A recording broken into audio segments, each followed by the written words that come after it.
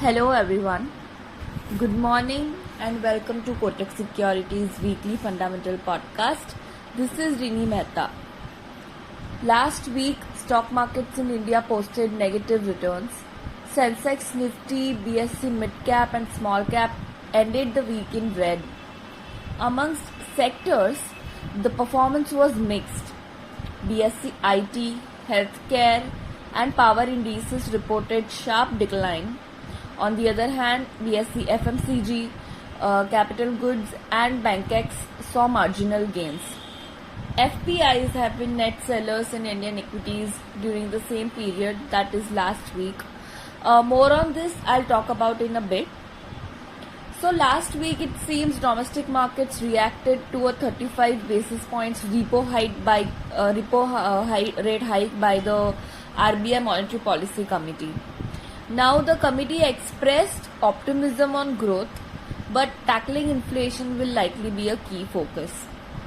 Oil prices saw a sharp decline last week, and that is positive for India. Impact of easing of COVID restrictions by China needs to be watched out. And in the US, the 10-year treasury yields have seen a steady decline over the past few weeks. The US Treasury yield is now below 3.5% compared to a high of 4.22% in November. Globally, markets are now awaiting US FOMC rate hike action and commentary in their scheduled meeting this week. Coming back to the foreign investor activity, FII continues to be net sellers to the tune of rupees 5,657 crores till date in December.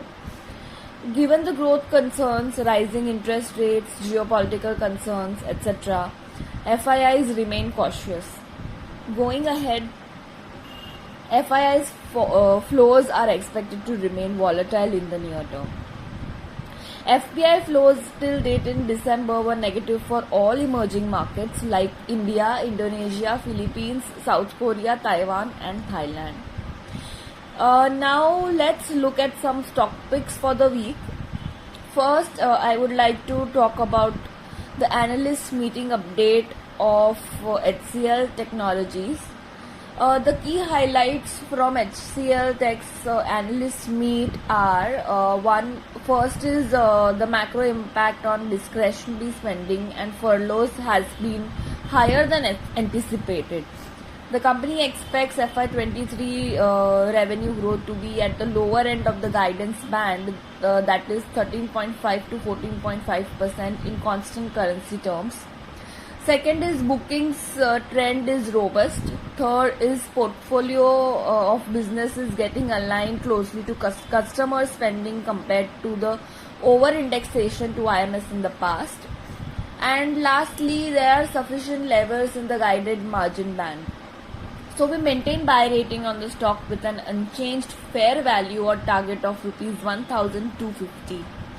Lastly, our pick of the week is PVR with target of rupees 2,200.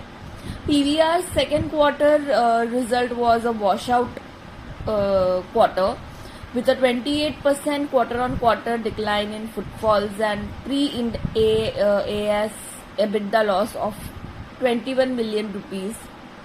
Even as Bollywood box office was subdued, regional or English movies fared well.